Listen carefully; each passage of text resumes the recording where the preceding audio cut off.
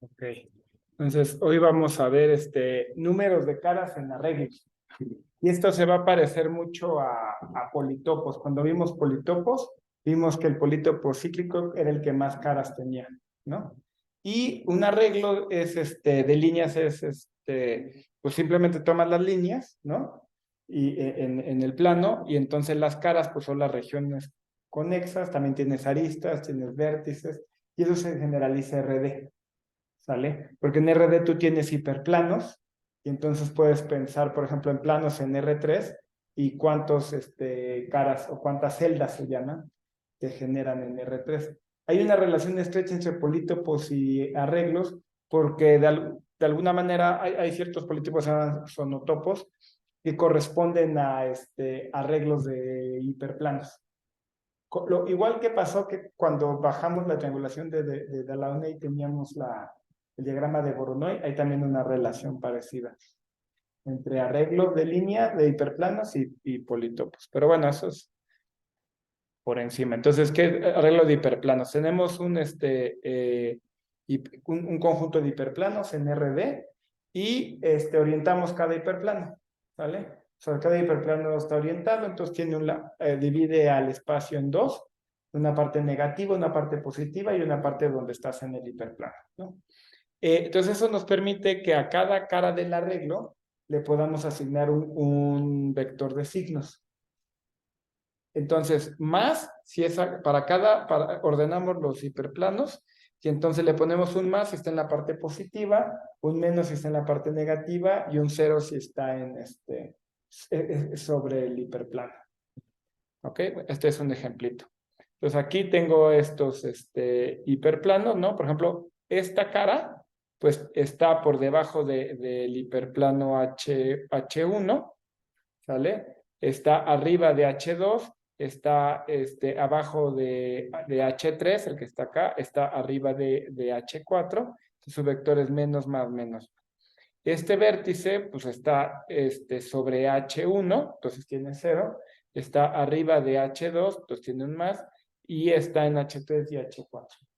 ¿Ok? Es una manera de asignarles un objeto combinatorio a cada, ¿cómo se llama? A cada cara, y eso nos va a ser útil para contar número de caras. Decimos, igual que como en un polítopo simple y simplicial, pues un poco la idea de posición general, ¿no?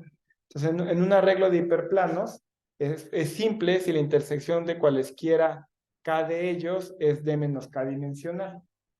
¿Ok? Si lo quieren pensar más fácil, cuando tienen más hiperplanos que la dimensión, eso significa que cualesquiera de hiperplanos se intersectan en un punto y no existen de más un hiperplanos con un punto en común.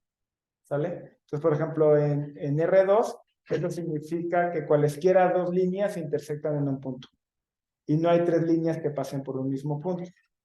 En R3 significa que cualesquiera tres hiperplanos se van a intersectar planos se van a intersectar exactamente en un punto.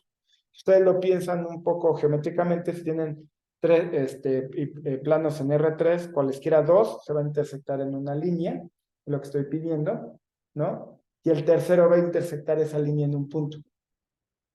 ¿Ok? Pero no va a haber un cuarto plano que pase por ese punto. Eso es que el arreglo sea simple. Bueno, el primer teorema, pues es que el número de celdas, las celdas son las caras d-dimensionales, o sea, en el caso de arreglos de líneas, pues son los polígonos, ¿no? En el caso de R3, pues son celdas con volumen. De un arreglo simple de n hiperplanos está dado por esta fórmula. N en 0 más n en 1 hasta más n en d. Si se fijan, esto es de orden n a la d. ¿Ok? Es un arreglo de líneas en el plano, tiene un número cuadrático de celdas, y un arreglo de planos en el espacio tiene un número cúbico de celdas. Es fácil demostrar que este es el máximo número posible de celdas en un arreglo de dimensional, y la prueba es simplemente perturbando y obteniendo un arreglo simple. esta igualdad es para arreglos simples, pero si no son simples, o si tienes una arista, por ejemplo, es fácil pensarlo en el plano, ¿no? Si tienes varias aristas que pasan por un mismo punto, varias rectas que pasan por el mismo punto, ese arreglo no es simple, ¿no? Pero si lo perturbas, ese punto se convierte en varias celdas. Entonces el número de celdas aumenta. ¿Ok? Entonces esta es una cota superior sobre el número de celdas. Bueno. Vamos a probarlo por inducción sobre D y N. Entonces, para D igual a 1, tenemos una línea con N puntos en ella. Pues no hay nada que probar porque entonces tengo, ¿cómo se llama? N más 1 segmentos, ¿no?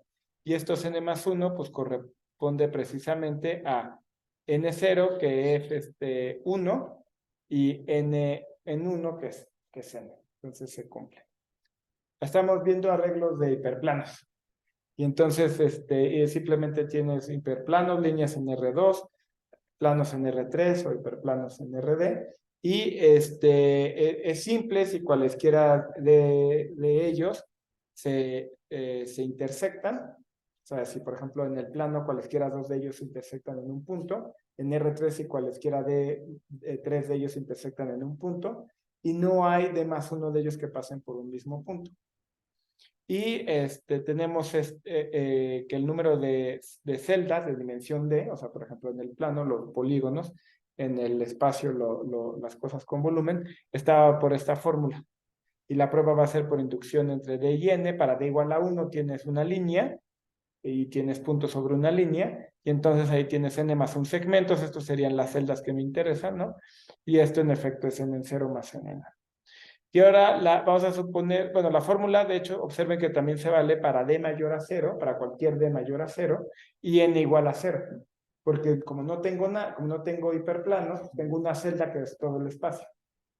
Y cuando N es igual a 0, pues entonces el único que aquí es no 0, pues es ¿no? El N en 0. ¿Ok? Entonces ahí se vale. Y entonces supongamos ahora que tenemos n-1 hiperplanos en dimensión D y agrego uno más. Entonces tengo n-1 hiperplanos y agrego uno más. ¿Qué pasa al agregar ese hiperplano? Fíjense, ¿cuántas celdas tengo? Por inducción, porque tengo n-1, o sea, más chico, pues tengo este número de celdas. Cuando agrego la nueva celda, si se fijan aquí, corto todas las celdas. Ajá. El número de celdas que voy a tener es, por cada celda que yo corte, voy a tener una celda en el hiperplano rojo de dimensión de -1. ¿Vale? Entonces, el número de celdas, fíjense, aquí están las pinté en azul. Pues cada una de estas es una celda en el hiperplano rojo de dimensión de -1. ¿Ok? Entonces, tengo phi de D-1 de N-1. Porque estos hiperplanos en dimensión D me generan un arreglo de hiperplanos en dimensión D -1 si yo me fijo la intersección con el hiperplano rojo. Entonces tengo que esta igualdad. ¿Vale? Y de ahí nada más es expandir por inducción, porque entonces se expande a algo de este estilo, n-1, se expande a algo de este estilo también, y luego los vas agrupando a pares.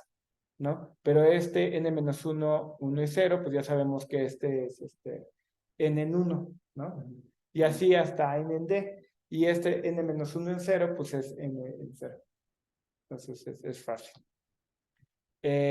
Bueno, lo que les había dicho, que los arreglos simples maximizan el número de caras. Es en geometría computacional. Hay mucho interés en este tipo, en estimar las complejidades de las cosas. O sea, qué tan complejo puede ser un conjunto de objetos geométricos, ¿no?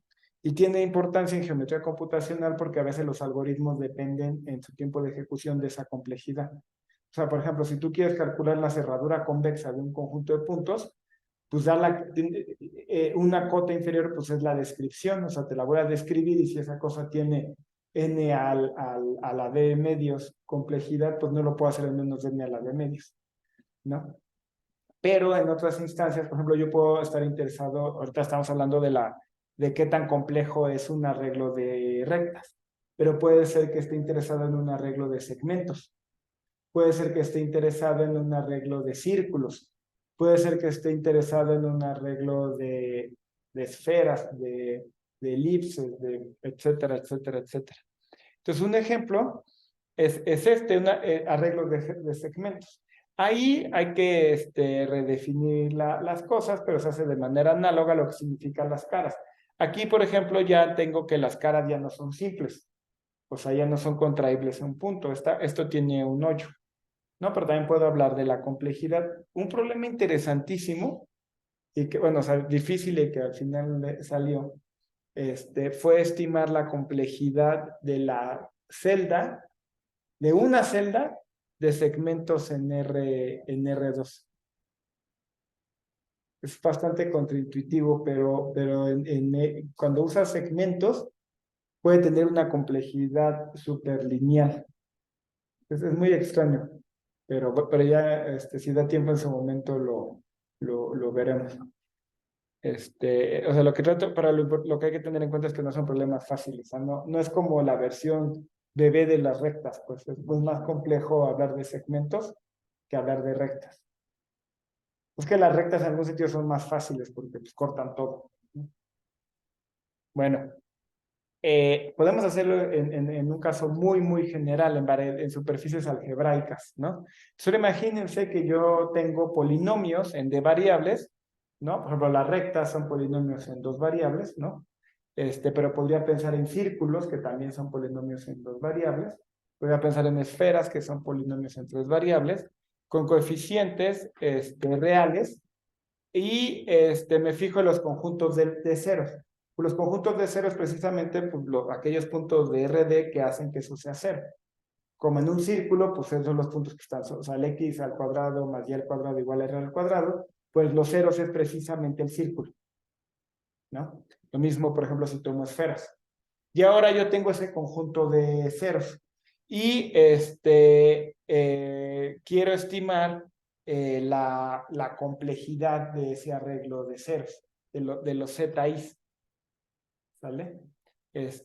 Y pues, necesito fijar algo, pues, por ejemplo, supongo que D mayúscula es el grado máximo de los PIs, porque una variedad algebraica de grado no acotado, pues puede tener la complejidad que quieras, o sea, podría estarse intersectando varias veces y te divide al plano en tantas cosas como te dé la gana. Pero si ya le acotas el grado, pues entonces cada pedazo te va a partir el plano en un número constante de objetos y el chiste es ver cuál es la complejidad. Bueno, y el número de caras de este arreglo se puede ver que es n a la d. No vamos a demostrarlo y vamos a mencionar un teorema que es parecido, pero es que esto tiene que ver con geometría algebraica, ¿no? Entonces sale del tema de geometría combinatoria y habría que meter, bueno, o sea, cuestiones de espacio, pues. Pero es bastante útil. Ahí, no, o sea, esa D mayúscula que dice que es el grado máximo de los polinomios, y luego dice que es una constante, o es la dimensión. No, D es el grado máximo de los polinomios. Esa D chiquita. La D mayúscula. O sea, la Y el D D, sin nada más, el M a la D sin nada más es de la dimensión. sí, D minúscula es la dimensión, D mayúscula es el grado máximo. Como tengo N polinomios, tiene sentido decir que es una constante, porque podría ser el primero de grado 1, el segundo de grado 2, el segundo de grado 3, etc. Pues todos supongo que tienen una constante, si quieres 100, pero ya, es constante. Sí. ¿No? Y entonces lo importante es que no tienes más de n a la d, ¿cómo se llama? Regiones. Si observan que es una cota superior, porque por ejemplo si tengo un arreglo de círculos en el plano y son disjuntos, pues eso es lineal, ¿no? Pero si se empiezan a intersectar entre ellos, pues entonces eso puede llegar hasta cuadrático.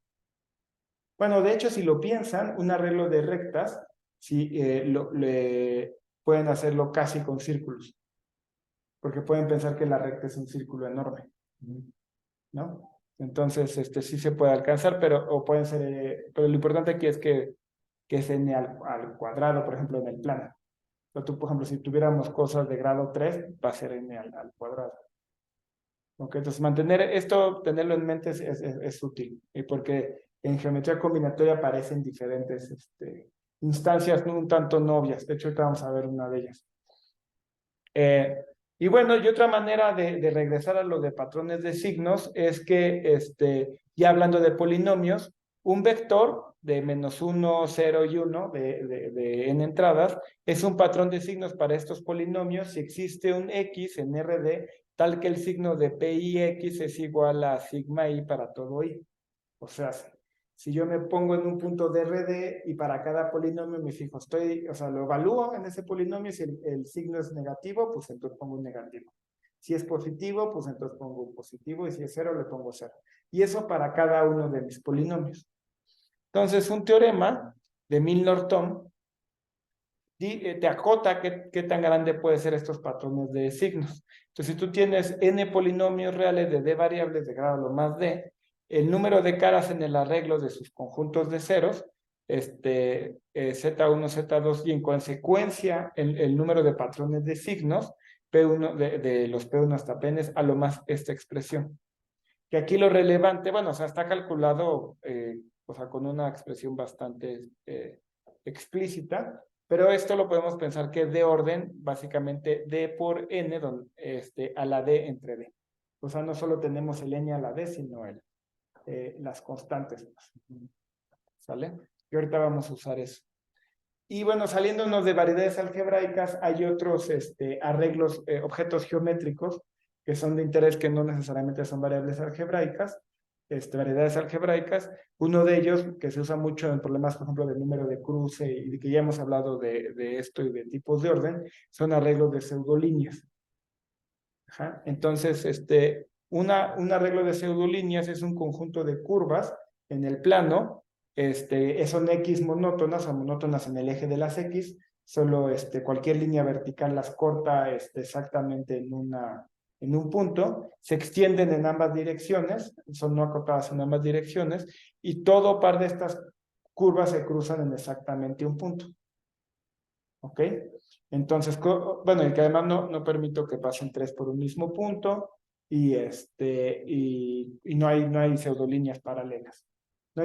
Y tampoco se están cruzando varias veces. Entonces, por ejemplo, este es un arreglo de pseudolíneas. ¿Ok? ¿Qué es X monótono? Que si tú vas en el eje de las X, solo tiene un valor en X. O sea, si lo piensas como función, entonces solo hay un valor de X. O que cualquier línea vertical me corta a estas en un solo punto. O sea, por ejemplo, un círculo no es X monótono, pero una parábola sí es sí es X monótono. Entonces parecen mucho arreglos de rectas, pero son fundamentalmente distintos. Entonces, fíjense, decimos que un arreglo de pseudolíneas es estirable si lo puedo realizar con líneas rectas. Pero ¿qué significa realizar? Necesitamos una idea de equivalencia entre arreglos de estos objetos, ¿no? Y esa equivalencia la voy a dar como sigue, fíjense. Me fijo en la pseudolínea 1. Y luego me fijo en el orden, cuando voy en el eje de las X, en cómo voy intersectando a las otras pseudolíneas. Entonces, la línea 1 encuentra primero al 2, luego a la línea 3, luego al 5 y al 4. Y eso me define una permutación de 2, 3, 4 y 5. Entonces, el conjunto de todas las permutaciones para todas las rectas es lo que caracteriza, o la equivalencia que busco. Entonces, digo que dos arreglos de pseudolíneas etiquetados son equivalentes si inducen las mismas permutaciones. ¿Vale? Fíjense. Pero resulta que hay muchas arreglos de pseudolíneas que no se pueden realizar como arreglos de rectas. Aquí ya no puse la realización. Se me olvidó. Bueno, este sí se puede realizar, pero no sé por qué perdí la realización. Pero bueno, hay muchos arreglos de pseudolíneas que no se pueden realizar como arreglos de rectas. Y la demostración de eso es un teorema viejísimo de los griegos, que es el teorema de Pappus. No sé si lo han oído. Ustedes estaban Ya hace mucho. Sí, pero ese teorema es pues, geometría euclidiana, pues sistema de Pappus porque lo descubrió Pappus. Creo que es de Alejandría. Eso fue hace mucho tiempo. Si ustedes tienen dos rectas en el plano y ponen tres puntos arriba, A, B, C, y lo ordenan, ¿no? A, B, C, y abajo pongo A', B' y C'. Y ahora los uno con segmentos a pares. Entonces, uno, creo que me ha fallado esto. Uno, A con B y B con A con B' y B con A'. ¿Sale? Y eso me define un punto. Y luego uno A con C' y C con A'. Y eso me define otro punto. Y luego uno B con C' y C con B'. Y eso me define otro punto. Pues resulta que no importa qué puntos elijan ni qué rectas iniciales elijan, estos tres puntos van a ser colineales. Y eso es lo que necesito para el teorema de Pappus, porque si ahora imagínense que yo esta línea roja que pinté aquí, la hago pseudolínea, y entonces no permito que pase por este tercer punto, sino que pase por acá, o sea, que lo brinque, ¿no? Entonces tengo un arreglo de pseudolíneas. Pero no se puede estirar porque si lo estiras, entonces esta línea recta va a pasar por este. ¿Sale? Entonces, yo creo que les dije algo mal. No, en los arreglos de pseudolíneas sí se permite que pasen. No. Es que esto se puede perturbar para que forzarlo a que pase por aquí. Porque aquí realmente tengo una intersección de tres líneas. Pero bueno, no, porque, ¿cómo es? Basta.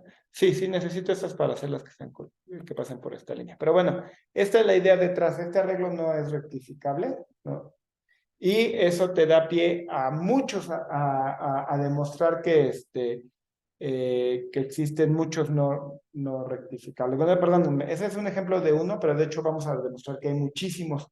La mayoría de los arreglos de pseudolínea no se pueden realizar, no se pueden rectificar. ¿Ok? Y la demostración es la siguiente.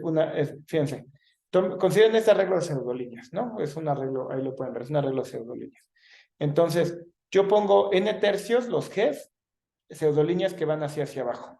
Luego n tercios, pseudolíneas, las Hs que van hacia arriba. Aquí en medio, ¿cuántas intersecciones tengo? Pues tengo orden de n cuadrada, ¿no? Y luego, para cada una de estas líneas, las hago pasar por estas intersecciones. Estas n entre tres líneas. Y lo que hago es que lo hago como en el dibujo, o sea, tú tienes dos opciones, o pasas por arriba o pasas por abajo. ¿Sí lo ven? O sea, por ejemplo, aquí hay n cuadrada, y aquí esta línea pasó por arriba, y esta pasó por abajo. Entonces, para cada uno de estos puntos de intersección tengo dos opciones. Entonces, en particular, y cada opción que yo elija me da un arreglo de pseudolíneas distinto. Entonces, el número de arreglos de pseudolíneas es al menos 2 a la n cuadrada. ¿Ok? Y ahora quiero acotar el número de arreglos de rectas, de líneas rectas. Y entonces si tengo L1 hasta Ln líneas rectas, donde Li tiene la ecuación y igual a AIX más BI, ¿no? Quiero usar el teorema anterior. Entonces, pero bueno, ya definimos lo que es la equivalencia de arreglos de rectas y lo habíamos definido por estas permutaciones, ¿no? Pero observen que estas permutaciones las puedo o dependen de la relación que hay entre ellas 3 a 3. O sea, si yo fijo la línea I y me fijo en la línea J y la línea K, pues, o sea, si puedo saber el tipo del arreglo, si para cada terna yo sé si J aparece antes que K en la recta LI. O al revés, si K aparece antes que LJ, ¿sale? Y entonces eso depende de la coordenada X de LI con LJ, de estas intersecciones. La intersección de LI con LJ es igual a BI menos BJ entre AJ menos AI, ¿sale? Entonces, si yo igualo la intersección de LI con LJ con la intersección de de LJ con LK, ¿no? Cuando eso sea igual, bueno, eso lo puedo transformar en un polinomio, ¿vale? Entonces, este polinomio P y PJ es precisamente, sale de igualar esas dos intersecciones. Cuando este polinomio está en las variables AI, BI, AJ, AJ, AK, BK. Entonces, si varían estas variables, están cambiando las rectas. Y el signo de este polinomio te dice si aparece primero J y luego K, o K y luego J, o las intersecciones coinciden. ¿Vale? Entonces quiero usar el teorema de Milnor-Tom. Tengo n al cubo de estos polinomios y el número de variables que tengo es 2n. Entonces, usando directo el teorema de Milnor-Tom, esto es a lo más, pues esto, nada más tengo que reinterpretar las cosas, ¿no? Porque aquí mi D mayúscula es igual a 1, ¿no? Mi N, en este caso es N al cubo, porque tengo N al cubo polinomios. Mi D es igual a 2 a la N, porque es el número de variables. Y entonces, simplemente haciendo las cuentas, pues esto es O de N al cuadrado a 2 a la N, pero N al cuadrado lo puedes expresar como 2 por 2 logaritmo de N a la 2N, y esto es 2 a la N log N. Entonces tengo 2 a la N cuadrado, arreglos de pseudolíneas, versus 2 a la N log N. ¿Ok? Este problema de saber si un arreglo de rectas es rectificable es al menos tan difícil como NP duro. Y no sabemos si está en NP y sospechamos que no está en NP. Y ustedes se preguntarán, o sea, pues, ¿qué tiene de especial? O sea, ¿por qué no está en NP?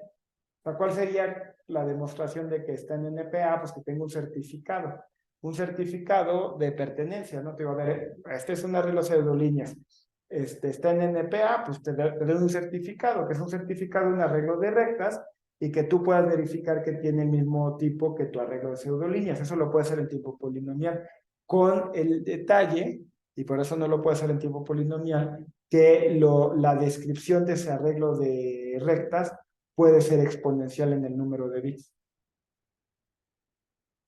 O sea, hay arreglos de pseudolíneas, se sabe que necesitan que si lo quieres expresar como rectas, estos A's, B's necesitan un número exponencial de bits. O sea, no hay un certificado, o no conocemos un certificado de tamaño polinomial. Y es uno de estos problemas que le digo que pertenece a existencia de los reales. Y ahora ya queda más claro. En existencia de los reales te doy un conjunto de polinomios, de n polinomios de variables de grado a lo más d, y te pregunto, y te doy un vector de signos, y te pregunto, ¿existe un x que tenga ese vector de signos? Esa es la existencia de los reales. Ese es tan difícil como los NP duros, pero sospechamos fuertemente que no está en NP. Me gustan estos problemas porque siempre como que uno se encasilla en pensar, pues está P y luego, o NP, ¿no? Y si algo es NP duro, y hay cosas más duras que NP duro. Sí, como el problema de la parada, pero eso es indecidible, eso está por allá. No, ciertamente lo puedes resolver con una máquina de Turing, pero no está en NP. O sea, porque tú podrías hacerlo en tiempo exponencial simplemente probando todas las arreglos de rectas. O sea, lo puedes hacer, pero no sabemos hacerlo en tiempo no determinístico. ¿Ok? Y estas son las que han estado teniendo esta clase de complejidad llama la atención en los últimos años. Sí, en particular, esto fue relevante cuando hicieron la base de datos, cuando la gente de Graz hizo la base de datos de tipos de orden, porque la manera en que lo hicieron, y ahora es más claro, es, si tú hay un conjunto de n puntos en el plano y lo dualizas, usando la dualidad, la primera que vimos, te va a dar un arreglo de rectas, ¿vale? Entonces, ahora tú te gustaría hacer, generar tu base de datos. Entonces, ¿cómo lo haces? Dices, pues tomo un arreglo de un conjunto de puntos y lo agrego de todas las maneras. Eso ya les había comentado que no sirve porque hay regiones que no puedes. Entonces, como lo hicieron fue, toman el arreglo, el conjunto de n-1 puntos, lo dualizan y luego agregan una pseudolínea de todas las maneras posibles. Ya que agregaron una pseudolínea de todas las maneras posibles, tratan de rectificar ese arreglo de rectas. O ver que no se puede rectificar porque tiene una obstrucción como la configuración de papas. Aquí lo que les ayudó muchísimo es que se conoce, por teoría de matroides orientados, el número exacto de número de rectas que deberías de arreglos de rectas que deberías de tener. El número de tipos de orden orientados, hay una fórmula. Entonces estaba fácil porque el momento en el que ya tenían todos paraban. Entonces, sí, pero en sí el problema no es fácil, pues. Pero pudieron llegar hasta 11 puntos y ahora ya tienen la de 12. Y entonces eso tuvo esa importancia. Con una demostración parecida a la que les mencioné del número de arreglos de rectas distintas, se puede demostrar que el número de tipos de orden es también del orden 2 a la 12 en el log n, algo así. Incluso hay el coeficiente.